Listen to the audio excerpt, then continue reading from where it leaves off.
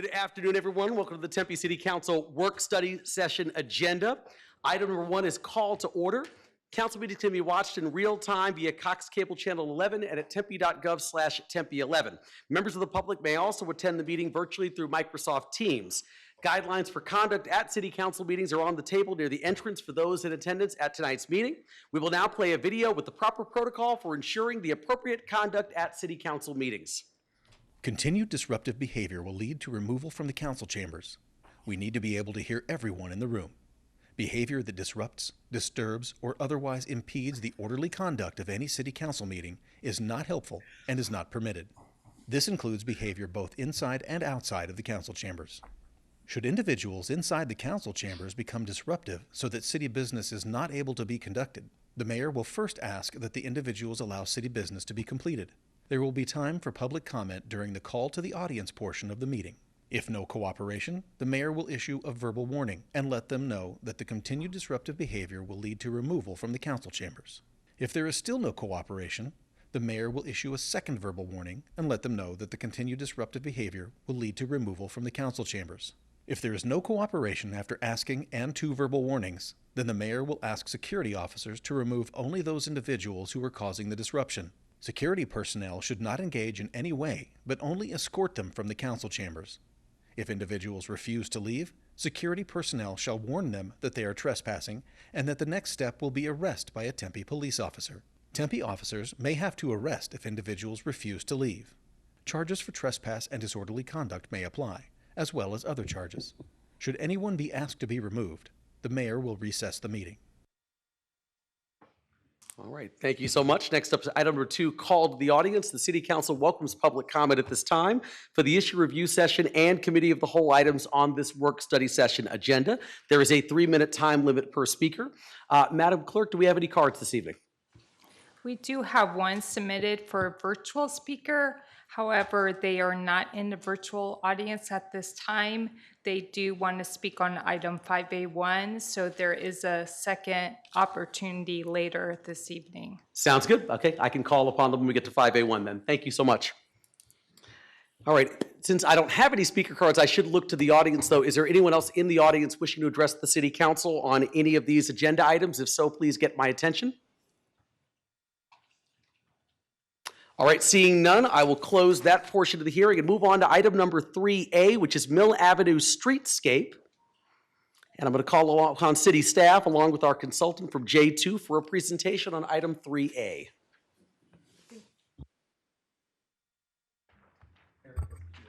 Oh. Okay, you got it.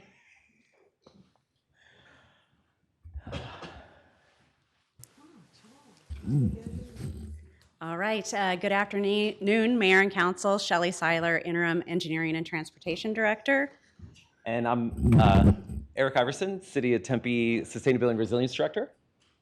Jeff Velasquez, Landscape Architect with J2 Design. So we are here this afternoon to present to you again on the Mill Avenue Streetscape project. As we always do, we like to highlight the council priorities that this project is helping to advance. So you'll see those on the screen. And then just tonight's agenda, we're going to go again over the project history, overview, and schedule just so the public can see how we're moving the project forward, discuss a little bit about the tree concepts, go over the public feedback summary and takeaways, staff recommendations, and then our timeline and next steps. So this project kind of started really as an infrastructure project to look at replacement of the electrical and irrigation systems since they were really past their useful life. It also allows us opportunities to upgrade the sidewalks and make ADA improvements to the roadway, also implementing sustainable practices through those silvacells, advancing the tree canopy and really updating the plantings, looking at shade and seating opportunities, and then enhancing the public space and really celebrating the history and arts and culture in our community. So as we've presented previously, really this project has involved a lot of input, stakeholders. We've gone to, I think, 10 boards and commissions. This involves several departments, so really a collaborative effort. And then tonight, we are here October 19th. You can see our previous steps in getting to this point, and then moving forward up to the point where we plan to begin construction in March. You want me to advance? Sure. We're all present. We're a tag team in this. So just to remind the council and the community where we're talking about on Mill Avenue, we're looking at a half mile on Mill from Rio Salado on the north to University on the south. And then you've seen an early iteration of this image when we were taking it out to the public and when we presented to you all a couple weeks ago as well as in June. We've added to this a lot of the images here. When we really, what we want to express here is, as Shelley said, the street, we're hearing a ton of feedback from public and from our boards and commissions, and it's really important place. It's really kind of the heart of our community in a lot of ways, and so we're drawing from voices, some of the most historic voices in our community, the indigenous communities that lived here that still have a presence here, of course, and then all the way to our current times where we have a streetcar down the street and we have redevelopment. So we want to make sure that you all know that the story that we want to tell on Mill Avenue through its features is included, will include a lot of this, this imagery and the storytelling that is a part of these images. And then also to just refresh everyone, remind everyone, a couple weeks ago, I think it was maybe 3 weeks ago, we were before council to get direction on the sidewalk treatments, and we had a really strong public feedback on that. A lot of discussion over the summer. We did land and we received positive council support on the drawing that you see here. So moving forward with essentially for the length of the street on the sidewalk really being a brick treatment, the kind of traditional with infused new bricks, but that traditional brick treatment that we're familiar with. But then at the intersections doing some items with a little bit more color, different brick paver treatment. So you see that here. There's a concrete unit paver and then the opportunity for storytelling through lithomosaic treatment at the corners. And then just a couple images in the next slides that show you what that looks like. So just different perspectives of what that sidewalk treatment will look like on Mill Ave. And then we want to make sure that you're all aware, and the community is aware that Shelley mentioned all the boards and commissions and different stakeholders that we're working with. So we did a lot of outreach with the downtown merchants. This is a little bit more of even what we did. Worked a lot with Lori Foster and her team at DTA, and then of course the traditional social media and the other outreach that we do. And then as we shared a couple weeks ago, we did get feedback from all over the community. So you can see the map here. We have residents from throughout Tempe. I think it was about 97% of the residents, or 97% of the comments came from Tempe residents. So that's fantastic. Hundreds of comments. We wanted to highlight some of the takeaways. We did highlight some of these at our presentation a couple weeks ago, but obviously we want these are stakeholder comments, neighbor comments, resident comments. There was a lot of support. We're here to kind of talk about the trees specifically. There was a lot of support for the introduction of new trees on Mill Avenue. There was a lot of concern about the drought and the heat that we experienced this summer. Those were both record-breaking events this summer, the heat and the drought. We heard a lot about how trees are a reflection of who we are, so we wanted to be mindful of that. We heard support for the sustainability initiatives that we're introducing, some of the water harvesting, appropriate trees, native species, that kind of feedback.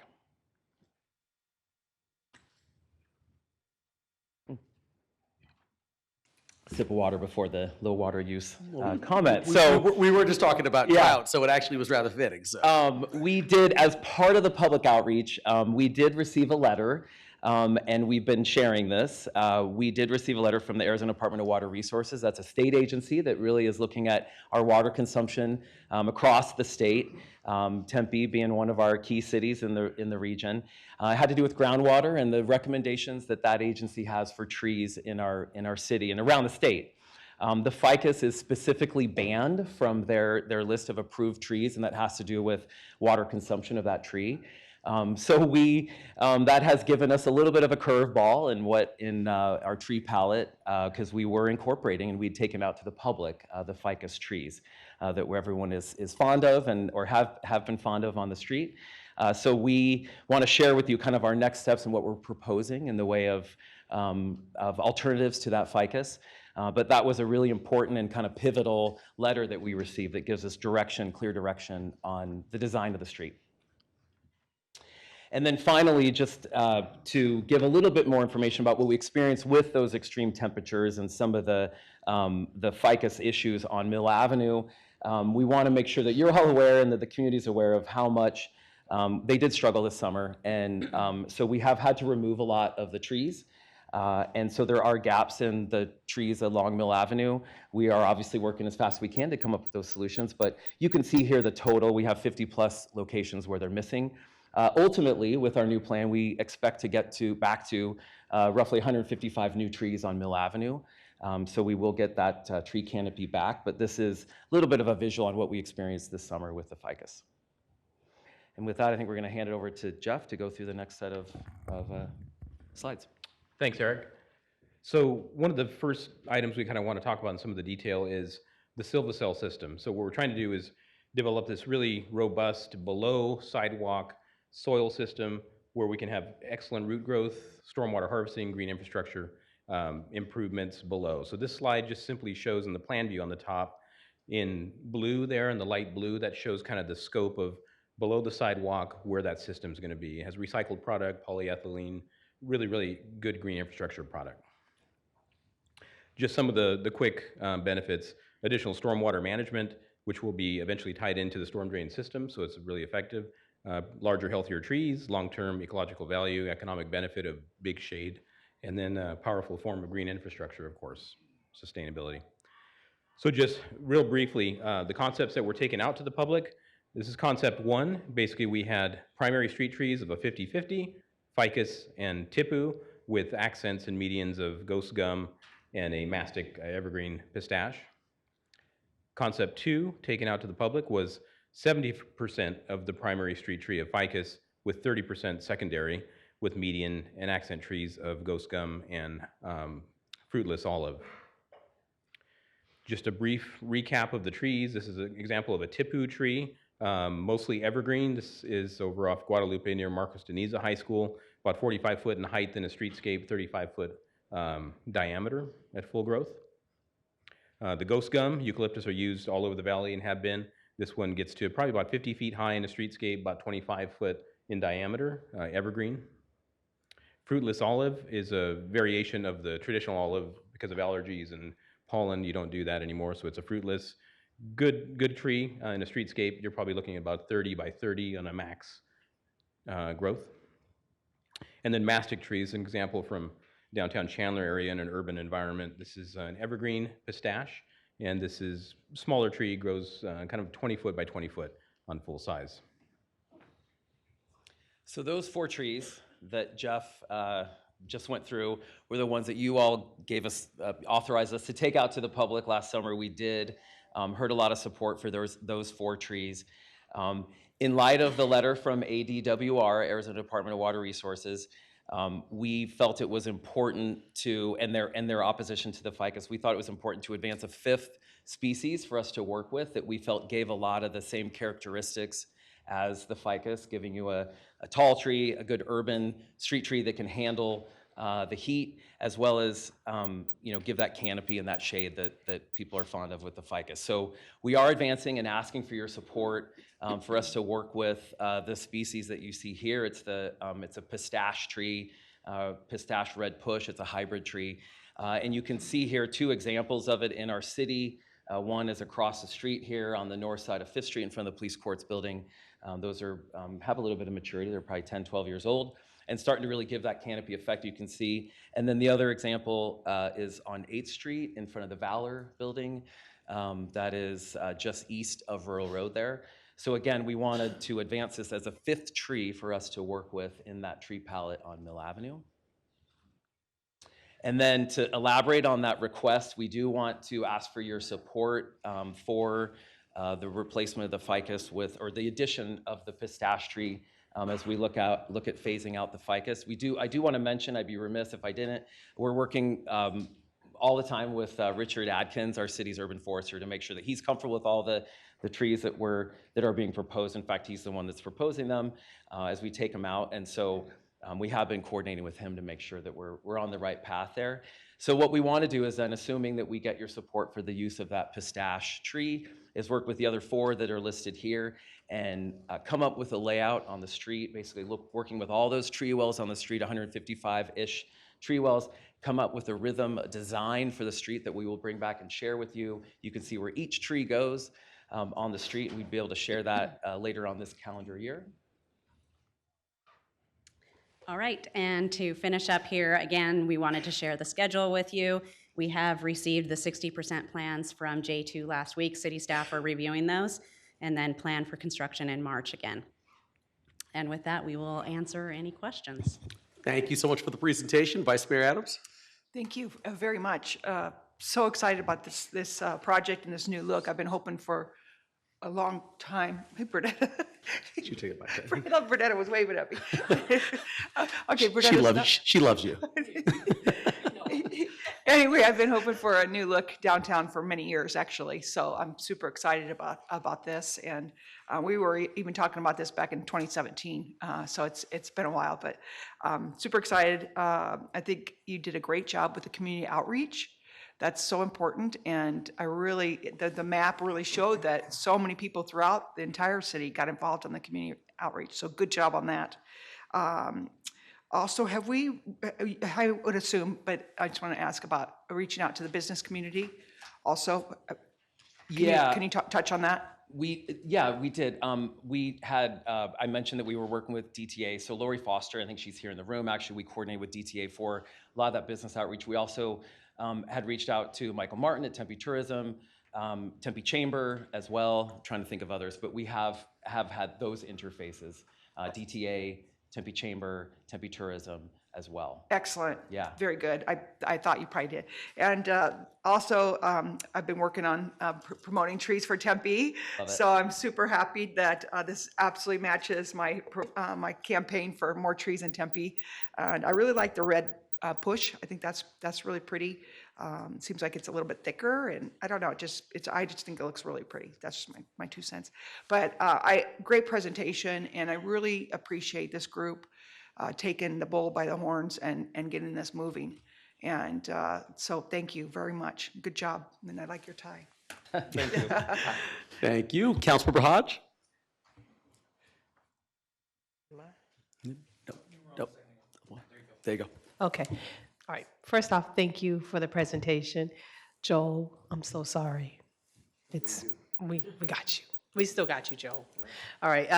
I just wanted to say that you did a phenomenal job of communicating it out in the public. It's even so big, the Tempe Union, you have inspired our high school to plant more trees too. So would love for you to give them a list of good trees to plant that's water reserved. And I approve, I'll say from me, I approve of the 5th tree, so, thank you. Thank you. We did get in your packet too, when we presented to MIAC, I just want to mention, Councilmember Hodge, we did get really great feedback from MIAC and some of the high school students, and in fact, there's a drawing in your packet that shows some of the ideas that people had for Mill Avenue, so, yeah. Sounds good. Thank you. Vice Mayor? Yes, Councilmember Hodge, does that include Corona, more trees by Corona? Because it's just it looks bad. Corona is one of the schools that really wants to tree planting, so yes, so Corona, all of the high schools in Tempe. Okay, great. And do Yes. we have a time frame on that? No, not at this second, but that's really more of we let our students base that around, so they're gonna be doing it, I know, shortly, and I think that's what MIAC has taken the pull on, but if you would like, you can contact Corona directly, and I know they would love your help on helping out with that, because I know that the students are taking a full pledge on that right now. Okay, very good. And are we able to use the tree program, like in parks? Also, I know that with the tree program, we can have 2 trees and be reimbursed for like 50%. Are we doing that with the parks or the school districts, for that matter? We can find out that answer for you, or I don't have it. Okay. We will get back to you on that. I mean, unless there's other folks in the audience, like other staff. Yeah, Craig can. It's under trees, calm down. Good evening, Mayor and Council. Craig Hayden, Community Services Director. Richard's at a conference this afternoon, but just want to let you know that currently he's working it out with residents where he's providing that service, but he is looking at looking larger than private business or private property owners to work with HOAs and other folks as well. So currently, because that is funded through the parks area, through urban forestry, his funds go directly to the parks to support any additional trees that go in. Thank you very much. I appreciate you answering my question, and I'm glad I asked. So for my council colleagues that thought I was not, Dorian, I believe, thought I wasn't on task. I was, because it relates to trees.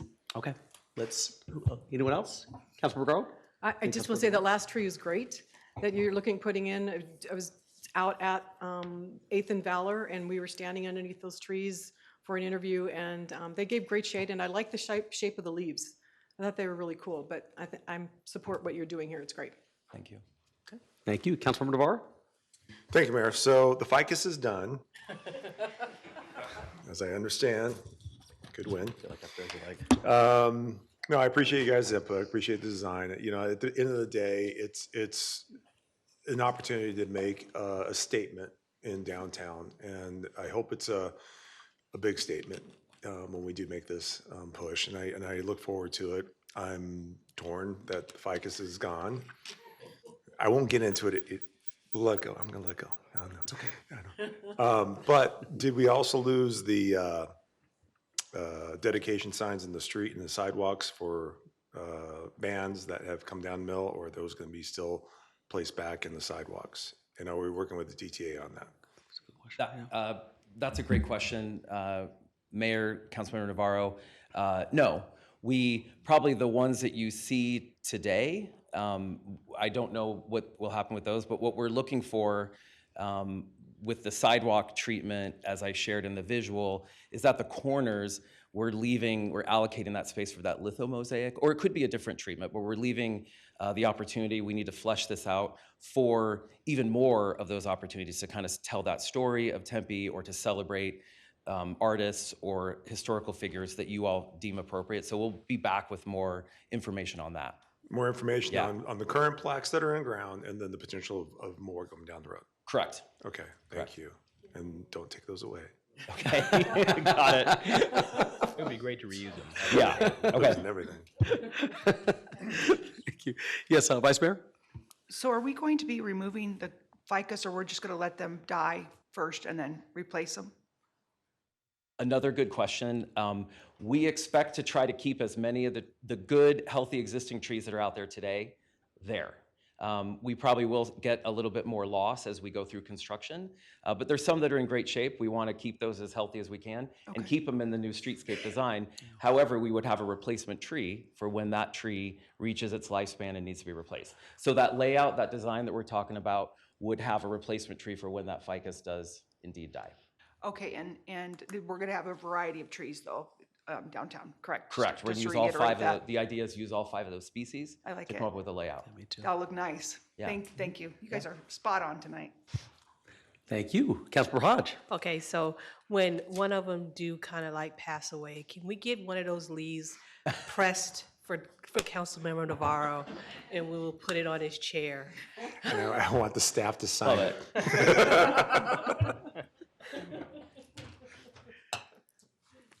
Oh, man. All right, any other questions on item 3A? All right, great, wonderful presentation. I think everyone's very excited about this, so great job. Thank you. Yeah. I think so. Let me ask, Eric, do you have what you need? I was sort of assuming you were just sort of showing us the timeline, and that's all you needed was? Yeah, I think we're good. Okay, Yeah. sounds good. Thank you, Mr. Mayor. Thank you. All right, next up, item 3B, Mill Avenue Underpass Public Art Update. And I'll look to city staff on that one.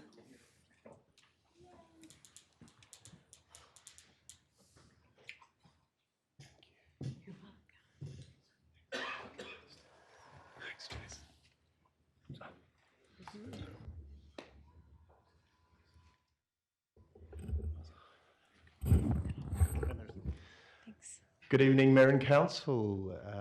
Great to be here to be talking about the Mill Avenue Underpass Public Art Project again.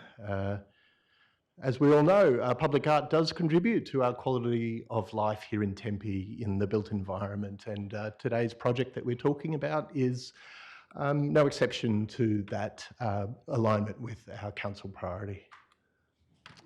Just as a quick reminder about the site under discussion today, we're talking about the stretch of road that goes from Broadway up to around 14th Street on Mill Avenue. It passes under the railway bridge, adjacent to the Tempe High School, St Luke's Hospital, and is a gateway to not only ASU Gamage, the iconic Frank Lloyd Wright building there, but also a gateway into downtown Mill Avenue itself.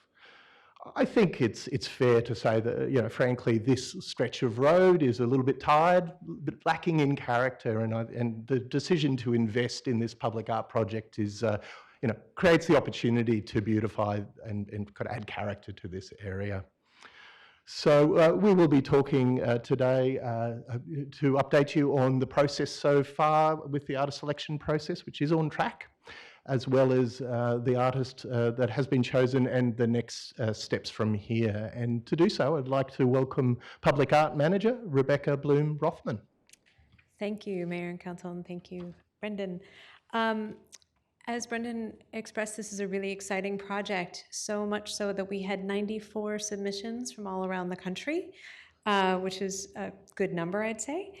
And through a selection panel that was comprised of art and design and engineering professionals, as well as community representation and a member of our Arts and Culture Commission, they narrowed that down to 4 finalists. Next slide. We brought those 4 finalists out here to Tempe in August to not only review the site in terms of the constraints and opportunities there, but to meet internally with our transportation and engineering team to learn a bit more about what this is going to take. And then we had a separate meeting with them over at Tempe High with representation from the Tempe Union District, as well as neighbors representing the adjacent neighborhoods, so that these artists could learn more about what makes Tempe so unique and what makes this site something of great interest as an entry piece. And it was a great opportunity for them to really learn more about why this site is so important. The selection panel met again to interview these artists, to hear more about how they might approach this in the end of September, and made the recommendation. Out of the 4 artists, they recommended Joseph O'Connell from Arizona. His team with Creative Machines really kind of blew it out of the park. That recommendation was then taken to the Community Services Director and off to the Tempe Arts and Culture Commission, where it was met with great enthusiasm. And I'm real excited to share it with you today. What Joseph O'Connell prepared for the panel was this idea of creating a series of linear sculptures. And these sculptures are made of steel and a material called dichroic plexiglass. Dichroic plexi is similar to a hummingbird wing, where it changes color depending on how the light reflects on it, what time of day it hits. And so what you're looking at are images that are colored pieces, but also reflections along the wall. So it was really important to this panel that as people pass through this space, and as we know, people pass through the space several times a day, that they get a different experience each time. The sculptures themselves do not move, but the sunlight is actually what makes that movement and that vibrancy happen. Next slide. Another thing that was really impressive and interesting is that this artist came in with a full-scale model of the underpass, where he showed not just how pieces would work, but also their scale in terms of how people, pedestrians and vehicular traffic might experience this artwork. Next slide. And then he stood above them with a flashlight to mimic sunlight and show how that color shifts and changes throughout the day. Again, providing that dynamic color shift, that movement that we heard was so necessary in terms of vibrancy, and giving that different experience for an immersive experience.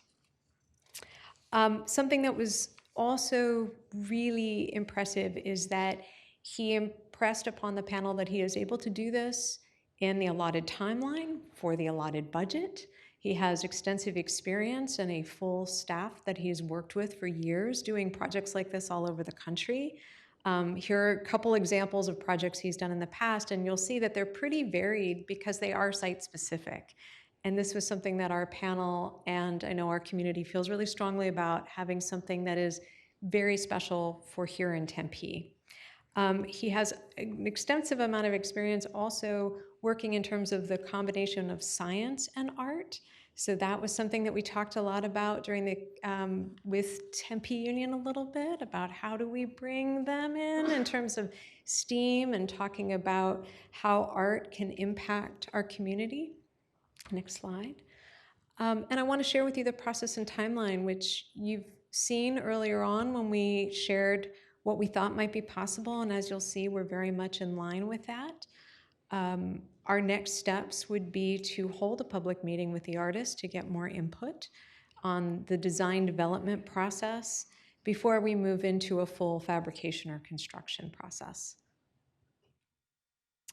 Trying to see. We did bring this to the Tempe Arts and Culture Commission, and as again, they were really enthusiastic and excited about it. One point that they raised was the potential for us to explore lighting for a nighttime experience, and so that's a conversation that we're very much looking forward to having with the artist and others to see what's possible in the space. And next slide. Thanks, Rebecca. And just to conclude, this has been quite a heavy lift for the public art team, and I'm really proud that they've got Rebecca and everybody on the team have risen to the challenge and kept us on timeline. We have adhered to a process which is the same as the process that we always use with our public art selection process, but then gone above and beyond that to fold in an extra layer where we consulted with representatives of the local community to come and meet with the shortlisted artists and provide their input and context for the site. And as Rebecca alluded to, at the other end of as we keep evolving what is a first concept, we will go back to the community and local residents to engage them directly again with the artists to ensure that they come with us on the journey. And then finally, to reinforce the Arts and Culture Commission's comments on this, is that the chair of the commission observed that this has been one of the most robust and insightful processes that she's participated in, and involving diverse voices. And they're really excited, so not only the process but also the outcome has received their wholehearted endorsement. So we'd welcome any questions or comments. Sounds good. Thank you so much. Let me start with Councilmember Hodge, then Vice Mayor Adams. Okay. I just want to say thank you. The presentation was phenomenal. I love the artwork. I love the ideals and the theme behind it. My question is, I remember the last time we talked, I mentioned McClintock, the underpath in McClintock. Are we still looking at that too? Because I also said that if we're going to do Mill, then that's the other underpath that we go a lot of traffic under. Is that still in the works too? We haven't started that one yet. There's a lot of learning to be done through this one, so our hope is that we can learn kind of ins and outs in this process, but it's very much on our radar. Okay, I just want to make sure, just keeping that up there, because I go underneath that underpath every day, so. But thank you, phenomenal work. Thank you so much. And my last question is around the timeline. Is it going to affect anything at Tempe High School at the time? Because, I got to think about my kiddos. In terms of how the school and the hospital and traffic in general might be impacted, that's very much part of our conversation in that timeline, and we'll know more as it moves forward. That's also part of the reason why we've already started to develop that relationship with Tempe High, so that we can, warm up to the idea that there may be some shifts, and we'll have to work around the school schedule perhaps and other schedules. Okay, thank you so much.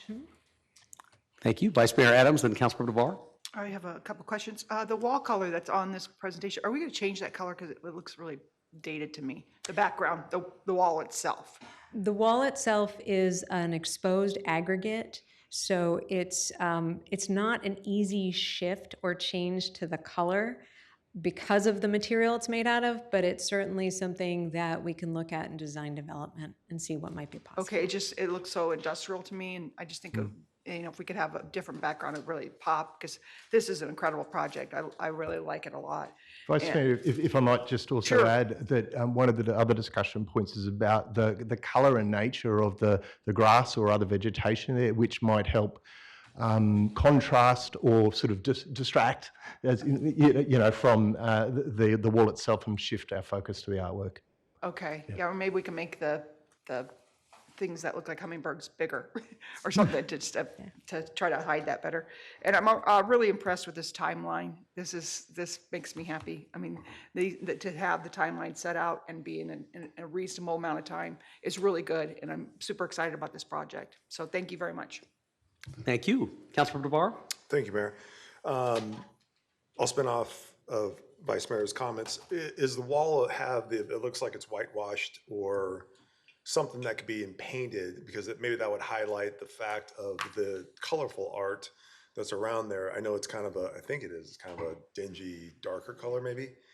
It's a 1960s kind of tan with exposed rock of different colors. So one thing that we definitely would be doing is power washing, cleaning it up as part of the process. In terms of what can be done color-wise, I think Brendan, thank you for explaining. With the landscaping and the artwork, we're hoping that that can really pull a lot out of that that kind of dinginess, but it's on the table to be looked at in design development. Yeah, and I say paint because minimal stuff. I think the power wash is great and stuff like that. But I'm just looking at this picture.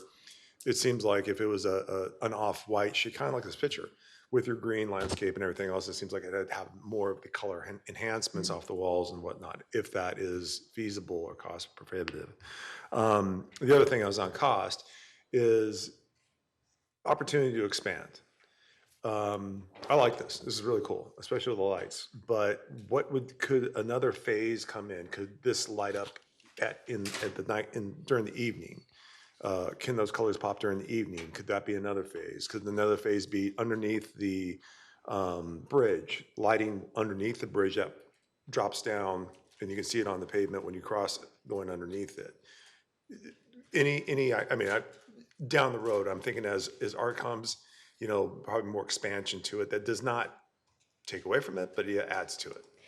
Again, that's something that we very much want to have a conversation with the artist and with our transportation and engineering team, because there are some considerations like dark sky ordinance and the railroad that we have to work around. But that is something that the Tempe Arts and Culture Commission mentioned as well, and we're looking forward to having more conversations with the artist and the city to see what's possible.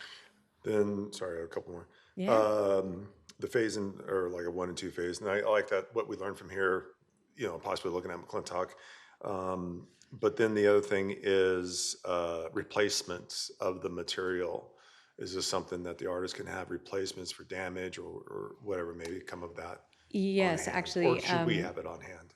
It wouldn't be something that we would necessarily have on hand, but again, he's based here in the state. He's very familiar with this material. That was a question that the panel asked. This material, the dichroic material, has an up to 10-year warranty and has been used in construction projects around the country. So we feel really confident in it. Should there be damage, we would certainly bring him in to fix anything. Yeah, and I just think of the damage, but I also think of our sunlight and the damage from the sun, just to replace them as they might fade out. Yes, that's definitely something that we would work with the artist on. Thank you. And we have confirmed that the material has been used in the Southwest, perhaps not so boldly and interestingly, but it has been tested under our conditions.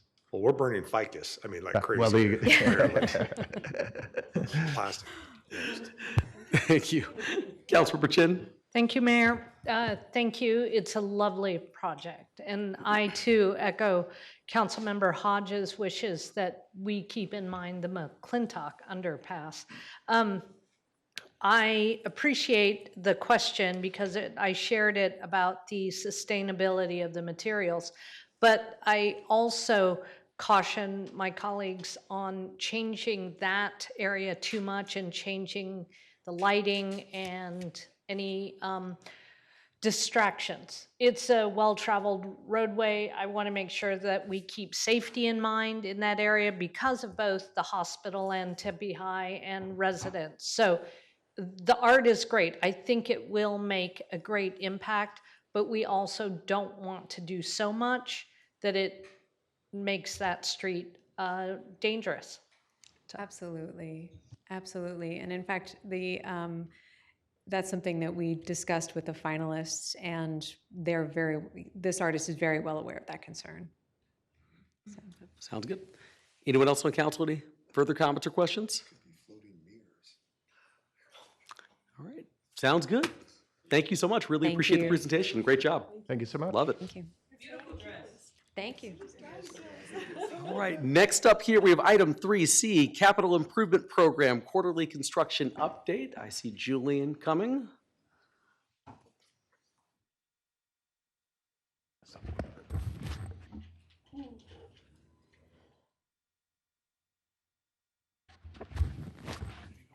Thank you. Good evening, Mayor, Council.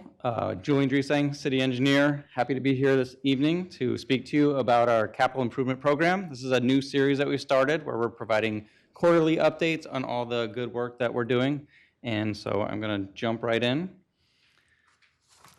This is a slide that I shared with you last time, but it's just another quick opportunity to highlight just all the impact that our capital program has on our community. This is just a short list of the performance measures that relate to our capital program. I could have probably 3 or 4 slides jammed with information, but you can see it touches upon feeling of safety in our neighborhoods, safe drinking water, 20-minute city, tree and shade canopy, all these important things that we're hearing from our community and that are priorities to you as the mayor and council. Again, I always take every opportunity I can to highlight our Refresh Tempe program. This is something that is important to us to highlight all the important investments that we're making in our community. So we're bringing that awareness, we're increasing those positive feelings to our program, increasing public participation, and also recognizing staff that's involved in these projects. We're taking this as an opportunity to constantly improve. Here's our website. We've added a Tempe dashboard to this. So you can see on the left there, highlighting the specific projects that we're investing in. And then we're also spotlighting some of the important projects that we're doing. So on the right, you can see our North Tempe Waterline Replacement Project is being highlighted as one of our refresh projects. I've updated this slide since last time. We have 222 active projects in varying stages, ranging from study, planning, design, and through construction. Along with that, we have 394 contracts that are active associated with those projects. So those include design contracts, construction contracts, materials testing, everything that goes along with our program. And then we have 20 pending projects, and those are just projects that haven't been assigned yet. We've received from our client departments the charters for those programs, but we haven't initiated the plan, studied, or design. You can see how the chart on the right, heavily on the construction side, 40%, but we do have 28% that is, and 1% that's in study and planning. So those will eventually move into the green, which is the design, which will eventually move into the yellow, which is construction. So we have a healthy program. And now I'm going to just highlight a few of the projects that we have going on in the city. Oh, sorry. First up, just a quick slide about our project numbering. You'll see on our projects there's usually code involved. And so here's our 12 major funds that our programs come out of. So Fund 32 is water.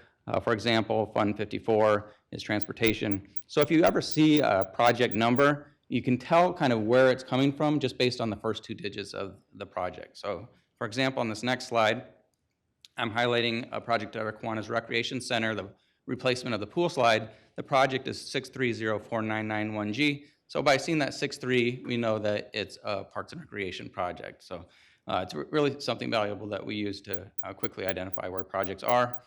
This is a great project. We determined that the pool slide had met its useful life and was in need of replacement. And so we are just completing construction on this project. very excited to have our residents sliding down this slide and enjoying this facility along with the wave pool. The next project I'd like to highlight is one of our pavement projects, and so this is the Optimus Park neighborhood project. You can see on the bottom left what the streets look like when before we started this project, and then in the middle what the final product looks like. So just highlighting the investment in the community. We hear from our residents, we hear from our business community the importance of investing in our roadways. Here's a perfect example of what that looks like when we do that. And then on the bottom right, you can see we always provide information to the community about the project so they can anticipate the impacts, and we've been adding our Refresh Tempe logo to those signs as part of that. The next project is in the north part of Tempe. This is our North Tempe water line replacement project I mentioned earlier. That's one of the ones we're highlighting on our website. This is a Fund 32 water project. It's in active construction, a lot of work to be done out there. The photos in this picture are actually work that went into the golf course up north. That was a portion of the line that was in need of replacement. And we're also in the neighborhoods replacing these lines to make sure that we've got longevity, that we're providing fresh water to our community, and trying to replace some of those areas where we know that there's water breaks, and so that we can make sure that the neighborhoods are least impacted in the future. This next project is an important one. This is our fire station number 2. This is on Hardy, just north of Southern. This is a really exciting project. This facility, again, was in need of replacement. One thing that's unique about this is we're actually maintaining continuity of service while still constructing this project. So we're building it in 2 phases. The first portion has been demolished, and you can see in the photos on the bottom. We're putting in the concrete foundations and stem walls of that building. When that first phase is done, we'll move operations over into the new part of the facility, demo the other part of the old facility, and then build that up. So really unique opportunity. We're working closely with our fire medical rescue team to make sure that this project is a success. And so far, things are going very well. You can see that we're in the active construction for that with an estimated completion date of May 2025. This next one is actually 2 projects, but I wanted to highlight them at the same time. These are pedestrian signals, one at Kyrene Canal and Warner, and the other is Western Canal and Guadalupe. These are 2 crossings that were put in with the Western Canal project and the Kyrene Canal project. And we heard from our community that they would like a safer option for crossing these roadways. And so we worked with our transportation team, and we'll be adding signalized pedestrian bicycle crossings at these 2 locations. We're completing design now and hope to begin construction early next year. This project is a Fund 60 project. So this is our, I'm sorry. Okay. Justin. Oh, go ahead. Okay, I was waiting at the end, but I had Vice Mayor Adams and the Councilmember Navarro, so just make sure I'm going in order, Well, so. I thought we could let them finish it. He had his question right, he wanted to ask. Pertaining to that. Okay. Yeah, Okay, you're welcome. I can go back to any slides, however you prefer. okay. Go ahead. Okay, I'm almost done here, so. And then I can definitely back up and talk about any of these specifics. This project is, as I mentioned, it's a transit fund project. This one is really exciting because we're making connections between our existing projects for our community. So this is really connecting how I feel like the kind of the Tempe Beach Park area to the north projects that we've already completed. So like the Grand Canal, the Crosscut Canal, and so we're making those connections. So on the bottom left picture here, that we're going to be providing ADA access from the north part of the town lake up to again, connecting to the Crosscut Canal and Grand Canal. Top right, that's the Crosscut Canal. We're planning on putting a crossing across Mill Avenue and making the connection down behind the parking garage there down to connect with light rail and also Grand Canal. And then bottom right is by the Grand development, and that's Priest. There's the bridge that's being shown. And so again, the importance of making these connections so that our users can travel wherever they want without having some of the existing barriers that exist. And finally, this is a Fund 67. It's a general governmental project. This is our ADA self-evaluation and transition plan. This is a project that we've been working on for quite some time. So the self-evaluation portion is to go through our community and look at our roadways, look at our facilities, and understand where there's barriers to members of our community. And then the transition plan portion is to then invest in the improvements to remove those barriers and make sure that we're providing access to all members of our community. And so we're completing phase 3 of that. We're going to be going through a public process to share that with the community and get input. But that, just because we're not done with this, it doesn't mean we're not doing things. So we already have been delivering ADA improvement projects to the community from previous parts of the study. And so that ends my presentation. I'm open to any questions and comments. Again, like to extend the opportunity for tours. I know Councilmember Hodge took us up on that recently. We were able to drive her around the city and show her some of these projects, as well as some other members of the council, Vice Mayor Adams and Councilmember Garlid. We were able to share our new TMOC facility that we're finishing construction on. So always looking for opportunities to share these construction projects with Mayor, Council, and anybody else in the community that has interest. And so the next quarterly update is planned for February 8th of next year, and I open the floor to any questions or comments you might have. Sounds good. Thank you so much, Julian. Let me start with Vice Mayor Adams and Councilmember DeVar. Yes, thank you, Julian, for the presentation. And I really like the quarterly updates. I think that's a great idea to communicate with our community about what we're doing. New roadways are always a high priority for me. They always have been. And I'm just wondering, has our pavement quality index increased because of our roads in the last 6 months or so, our improvements? I'm not the expert on our pavement quality. We have staff dedicated, Ed Bond, Isaac Shavira. We definitely could come back and answer that. I do know that we continue to make investments. One problem, and I've shared this with past presentations, our money doesn't go as far as it used to just because of inflation factors and such. So we continue to invest the money that is in our program, but it's getting harder and harder to meet that target because of we're not able to as much as we used to with the funding that we have. The construction projects and things the expenses they've kind of leveled out, haven't they, Julian? Yeah, I know it's gone up like 30% in the last year, but are we getting back to more of a level?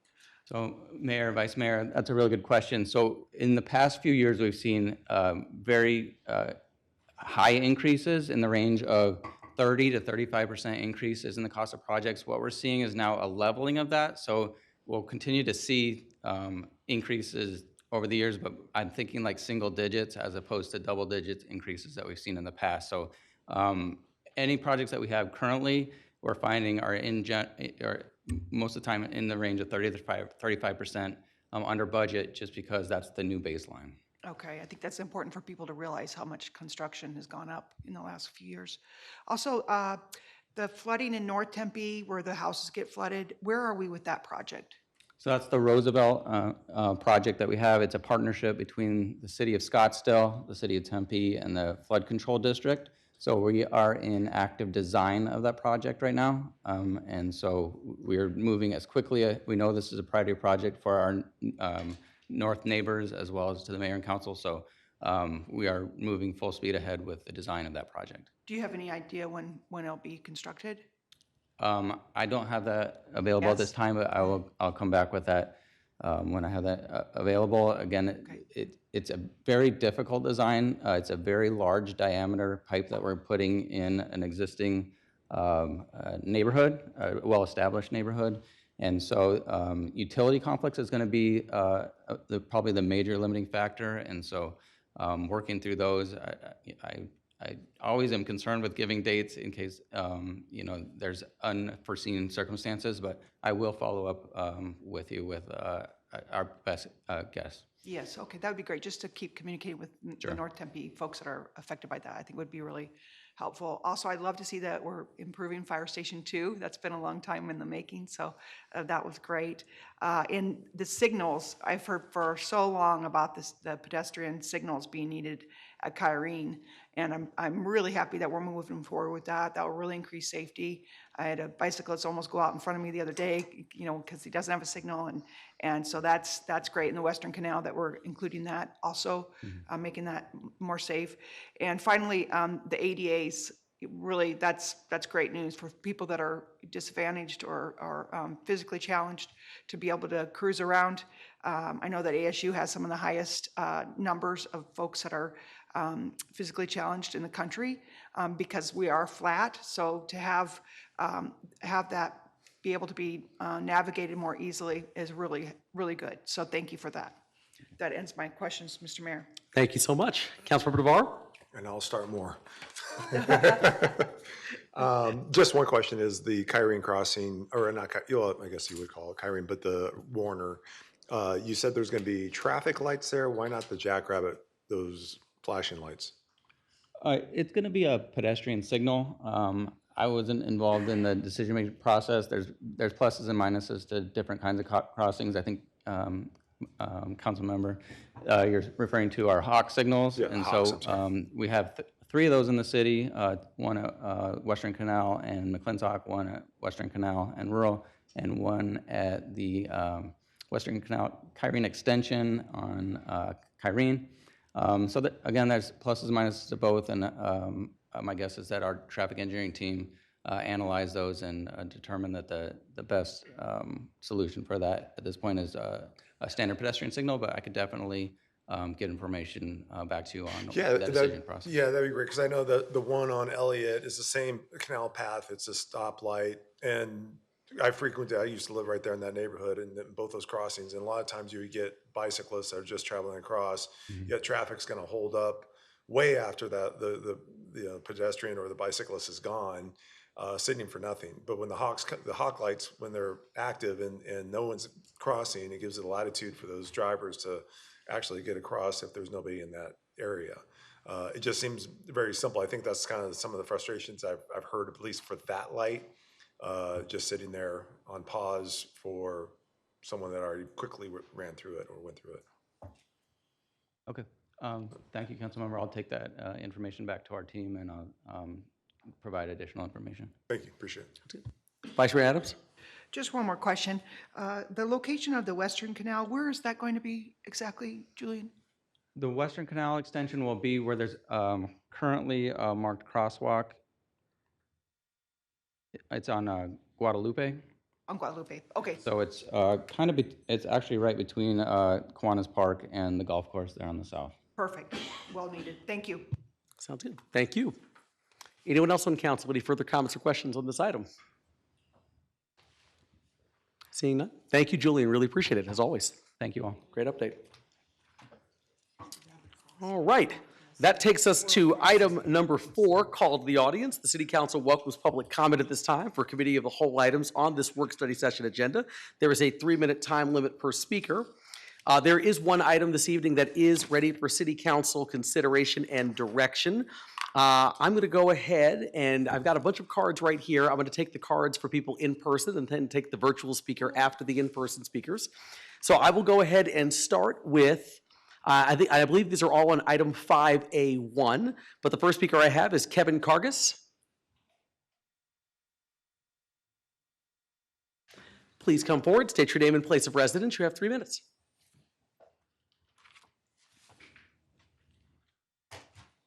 Hi, my name is Kevin Kansas, actually. I think my friend filled out that form for me, so the name might be wrong. But I'm an ASU student, and I have been working in Tempe with homeless outreach organizations for over 2 years now, specifically in Tempe here.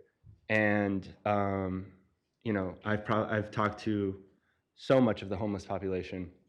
You know, that number came out not too long ago that Tempe's down to 363 homeless residents.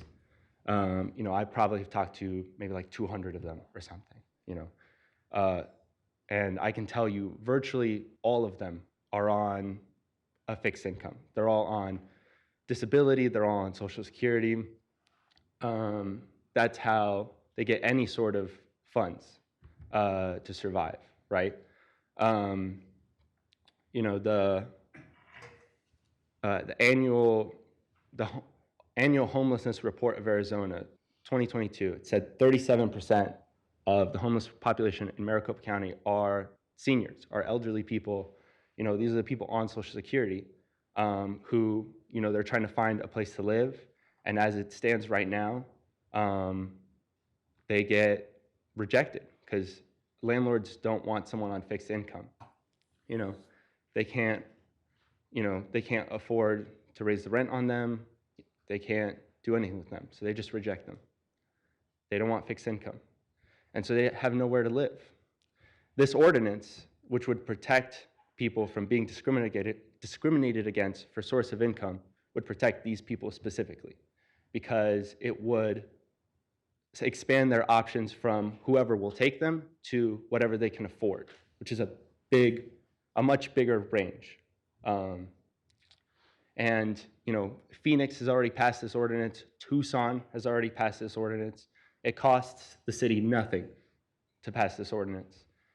So please pass this ordinance and please help these people. Thank you. Thank you. We can't have any clapping, I'm sorry, just want to make sure, so apologize. The next speaker we have is Sebastian Del Portillo.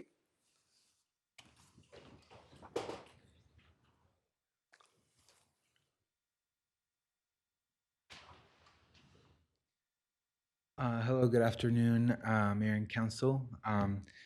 Thank you so much for bringing this item forward. My name is Sebastian Del Portillo. I'm the campaign coordinator for the Take Back Our Homes campaign under Unemployed Workers United. I just want to give a thank you to Councilmember Keating and Hodge for bringing this forward, and I'm really hoping that the rest of Council takes it into heavy consideration. As we just heard, this would have a huge impact on some of the most vulnerable people in our community. I went to ASU as a student, you know, living in ASU for years on and off. Recently, I just moved because it was too expensive.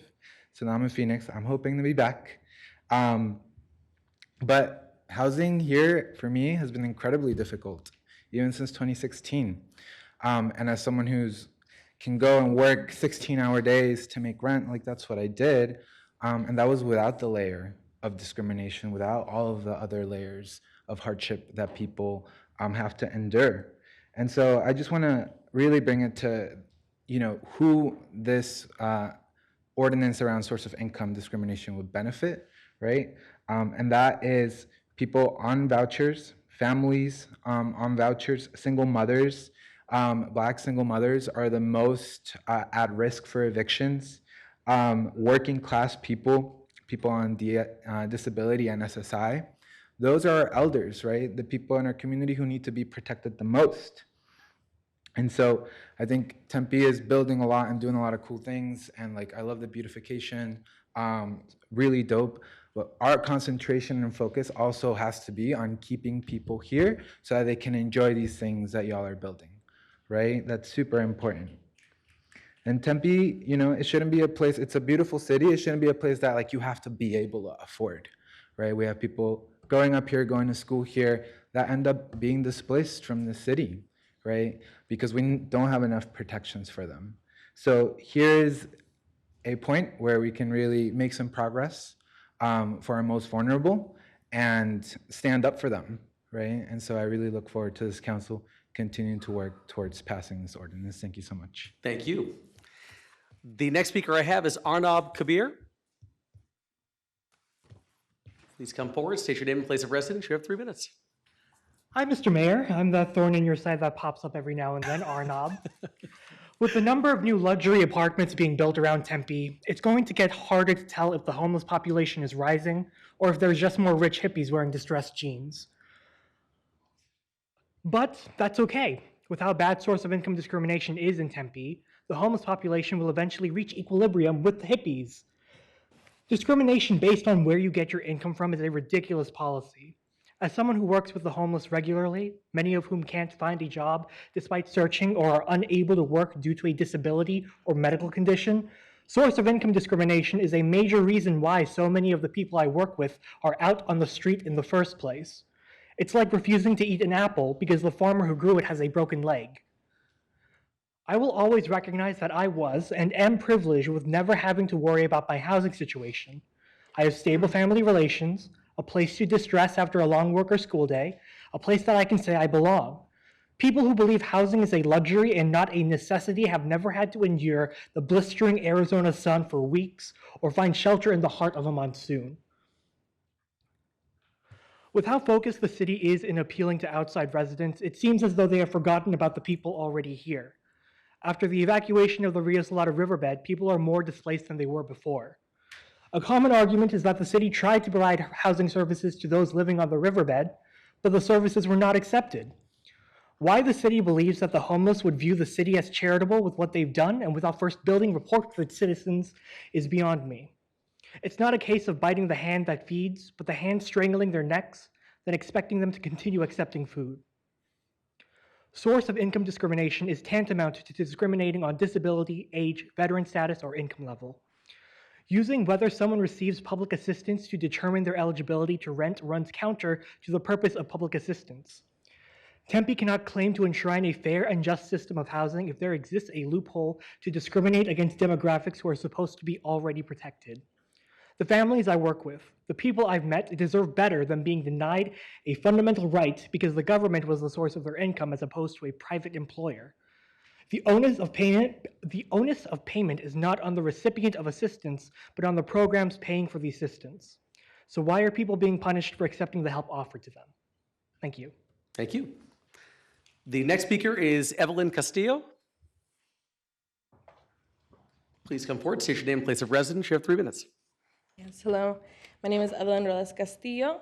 I've been organizing here in my community for about 5 years around issues regarding affordable housing and social and economic justice. I am now here with Unemployed Workers United to share the importance of implementing the source of income ordinance. I am a first-generation U.S. American. I grew up a part of a mixed-status family where I saw my parents get overworked and never paid a living wage. They would get taken advantage of because of their vulnerability. And when my dad took himself out of the picture, my mom became a single mother of 3. And ever since then, we struggled our whole lives with instability. We moved from home to home ever since I experienced homelessness for the first time at 7 years old. And I had lost track of the homes we had stayed in by the time I was 14.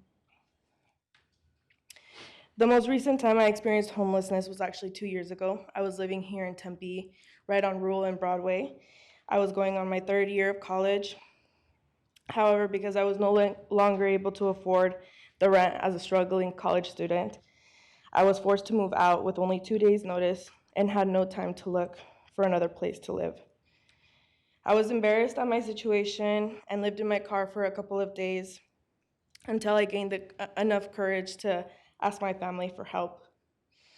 I had to take a step back from my education and focus on trying to survive.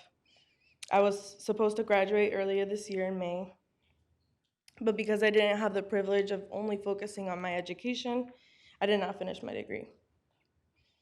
I was applying for affordable housing units everywhere, but was constantly told that the wait was 2 to 4 years everywhere I applied.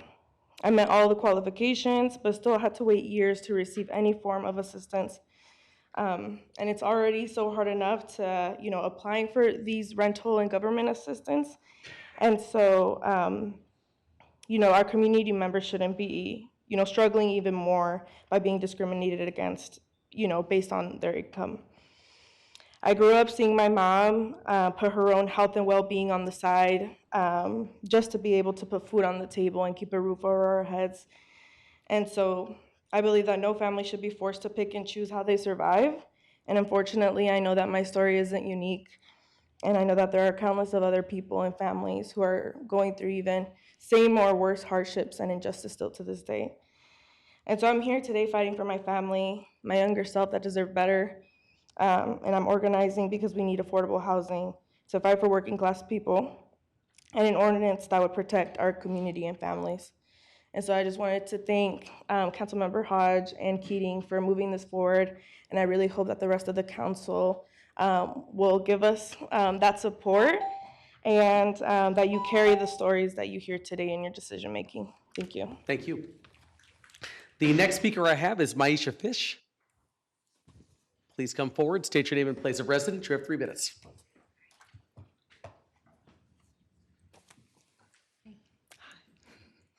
I'm Yesha Fish. I'm not a public speaker. I am here with the Unemployed Workers United, and this one is my story. So I've lived in Tempe. I've been homeless in Tempe. I would love to come back to Tempe, but there was no place for me with my voucher. Okay? My name is Miesha Fish. She and her are my pronouns. I've lived in the Valley now for over 44 years. I'm a proud mother of 2 adult children and a college graduate. Most recently, I've been heavily involved with the ACLU of Arizona, and I am here today with Unemployed Workers United. I am passionate about working for civil liberties issues such as decriminalization of homelessness. I am a Social Security recipient. I'm 50 years old. I'm autistic and a widow with limited external support. Homelessness has made a huge impact on my life, as it has on many others. I secured housing via a housing voucher through my mental health providers, but I want to make this very clear. The process took 3.5 years to happen. Because of the extreme waiting period, I would seek shelter in various low-budget hotels until my check ran out. And then I would be back on the streets for 2 to 3 weeks at a time. I can't express the traumas or the severity I experienced as a woman with disabilities. I was exposed to extreme heat during our summers and extreme cold during our winters. And rainy days were just miserable. I was harassed by law enforcement and falsely imprisoned for 35 days in a correctional facility. So now I suffer from episodes of PTSD when having to deal with any police of any kind. Being on the streets, I would carry what I could. I would manage a backpack and hide my bedding and belongings in bushes only to come back and find everything gone. And then I'd have to start over from scratch. Even my husband's ashes were stolen. You don't even know how that feels or how my heart sank that day. It's something I can't ever replace. These and other experiences were devastating to my mind, body, and spirit. Our unsheltered community suffers unimaginable hardship. Excuse me. The city of Tempe has a responsibility to end this reality. As a leader in our Take Back Our Homes campaign, I've seen directly how impacted people need this ordinance to happen. We need to expand the housing for people who are receiving public assistance. The council will need to ensure the most vulnerable are 10 more seconds. neither harassed, discriminated, or criminalized. Do what you're here for and protect the people of Tempe. Thank you. Thank you. Next speaker I have is Zakiah Johnson. Please come forward, state your name and place of residence. You have 3 minutes.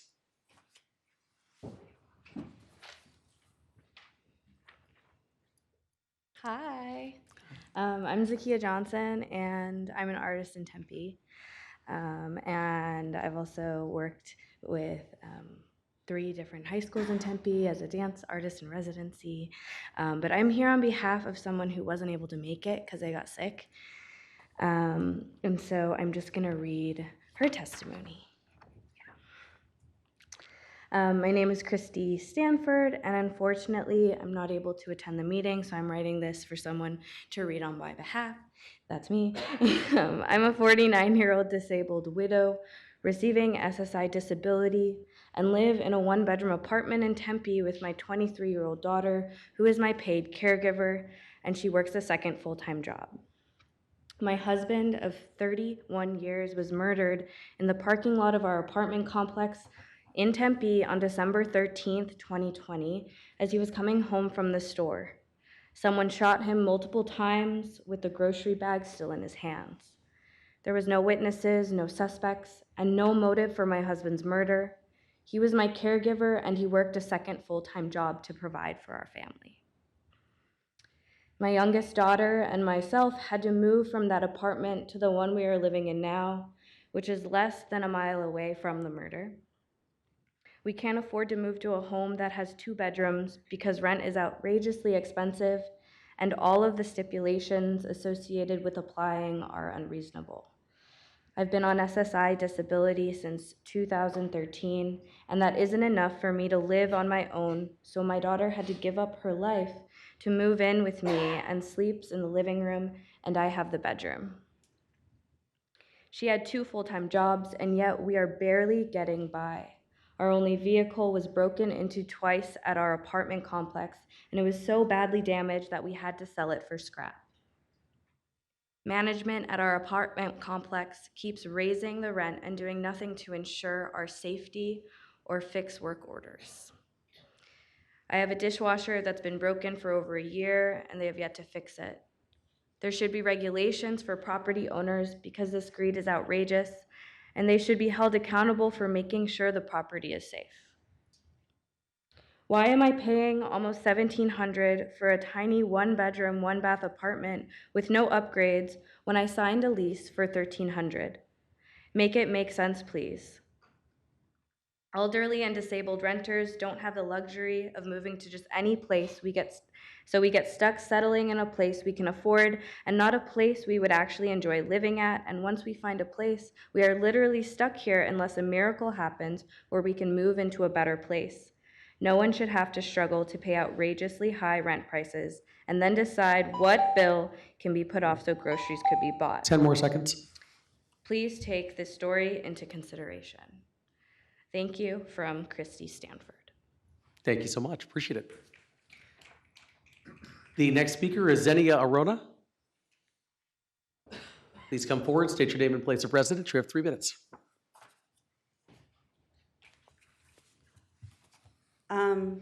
Hi, my name is Zenia Arona. I lived in Tempe for many years and worked 2 jobs to make rent while I was attending school at ASU full-time. I actually rode my bike past this building 5 days a week when I lived on Hardy and 5th. I'm currently the field director of the Rent is Too High campaign. We are a grassroots campaign pushing for tenant rights and housing justice here in Arizona, in this whole state. So every week, my team and I, all tenants or underhoused in some way themselves, we all knock on doors and of tenants who are fixed income or of limited means. So imagine counselors, if you will, being handed hundreds of dollars and being told that your money is no good here. That is the situation that tenants in Tempe and across Arizona find themselves in. This is moms, dads, struggling community members, many of whom are non-white, find themselves in that situation every day, despite being approved after years of waiting for this housing assistance.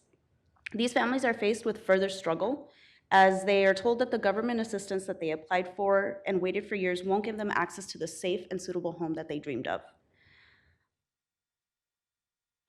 With the majority of recipients receiving housing assistance being working class, people of color, source of income discrimination actually acts as a proxy for continued racial discrimination. So I ask that you ban source of income discrimination in Tempe. It would open homes for these struggling families. It would address the housing crisis at the root, and it would create options for families to have their safe and suitable homes.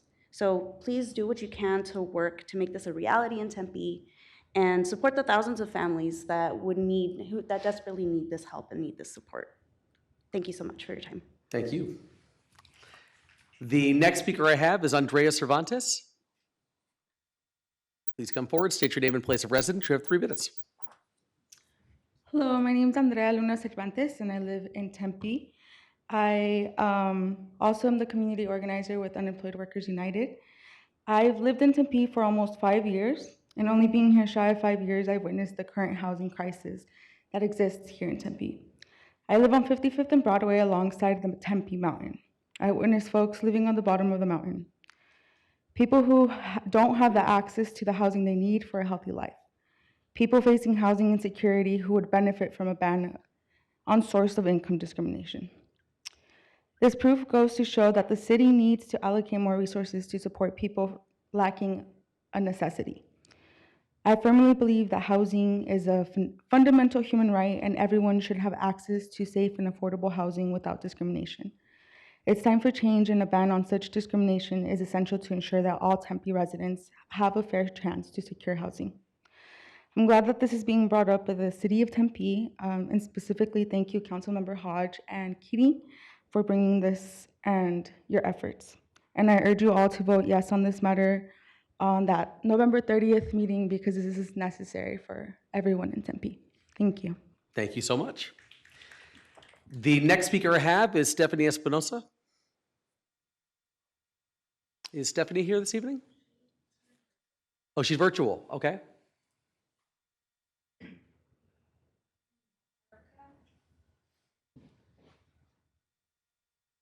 So, well, let's do this. Let's go with Erica, who now is in the virtual room, that we can check back for Stephanie.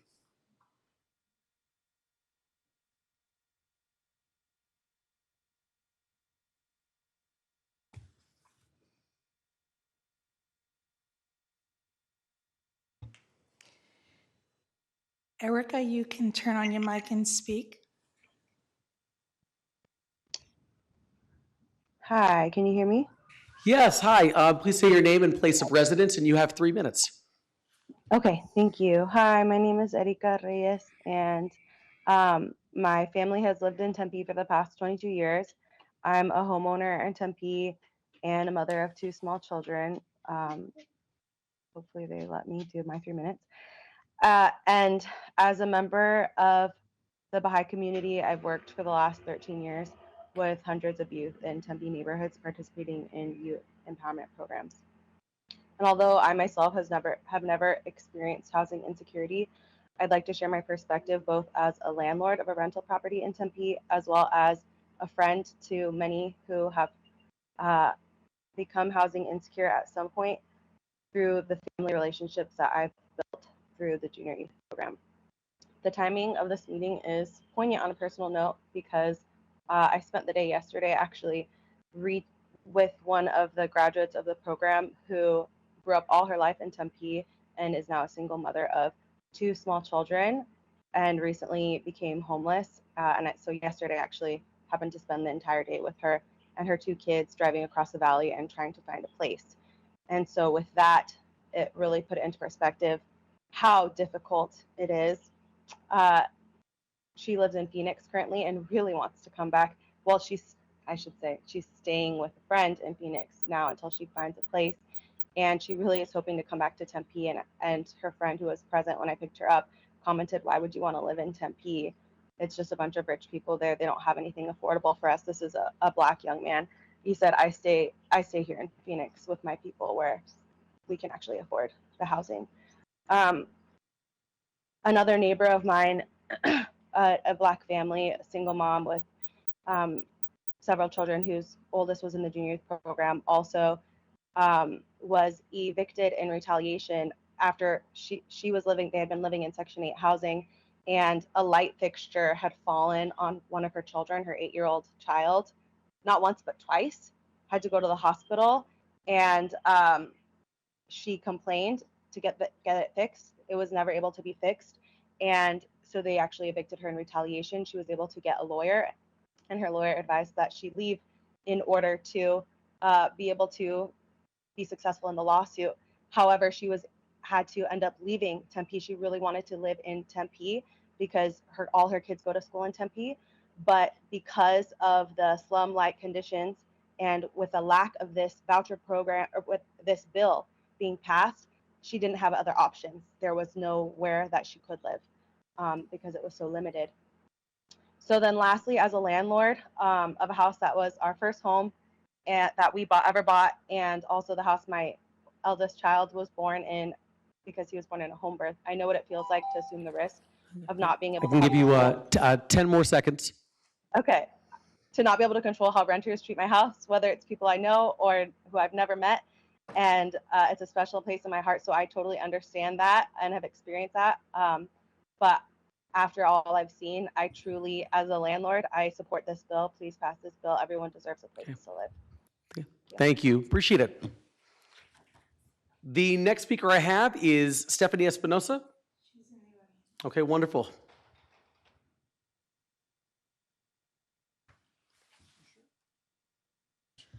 Stephanie, you can turn on your mic and speak.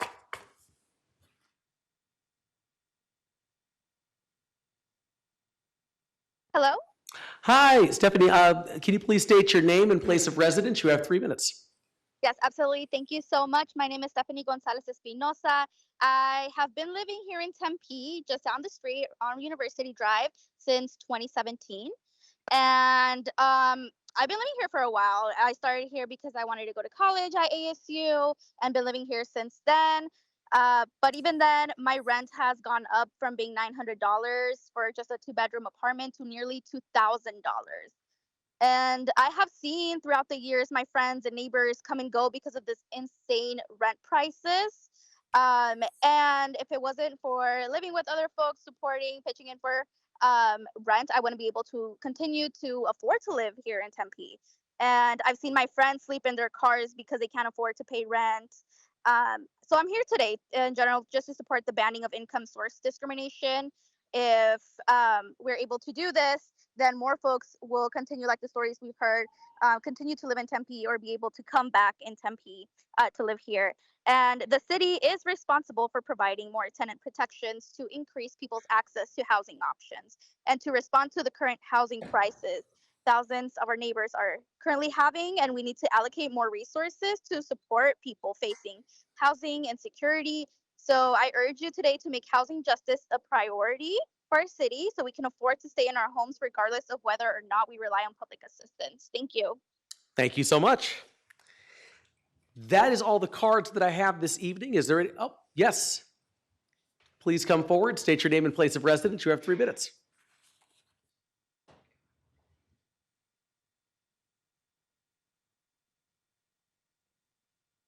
Yes, my name's Todd Green, Tempe, Arizona, and these are very compelling and very heartfelt stories about the trouble of housing.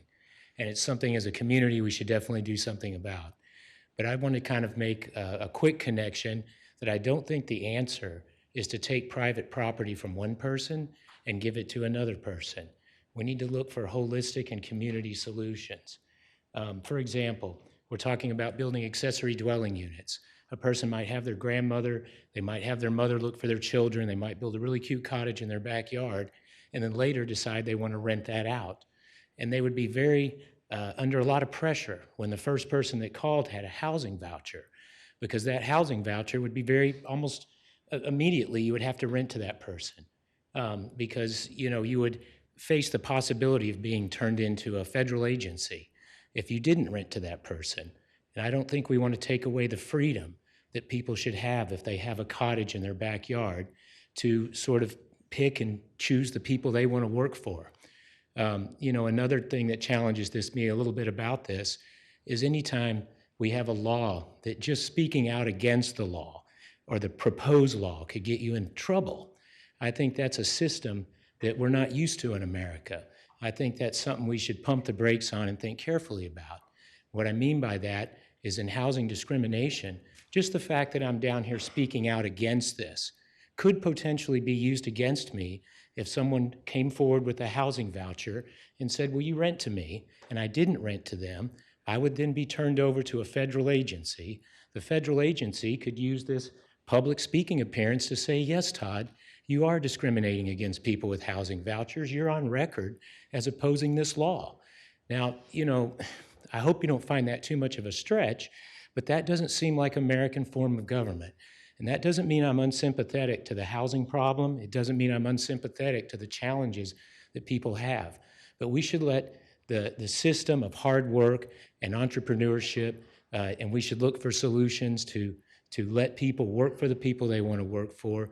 And we should work as a community to solve the housing crisis by building more housing and finding other avenues than taking property as an individual from one person, giving it to another.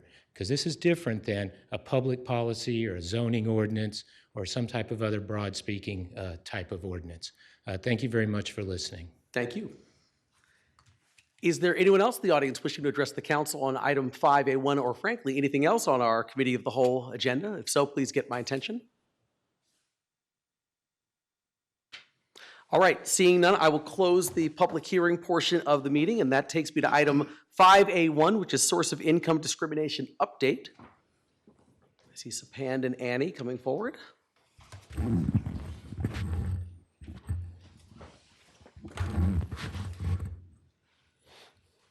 Good evening, Mayor and members of Council. Annie Mazzarella, Council Aide, joined by.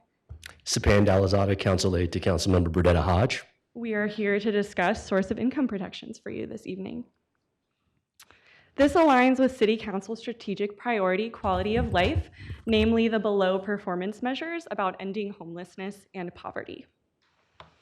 Just as some background for why we are before you this evening, so as first heard at our committee over the summer, Councilmember Keating put it on our agenda after being inspired by Phoenix passing a similar ordinance.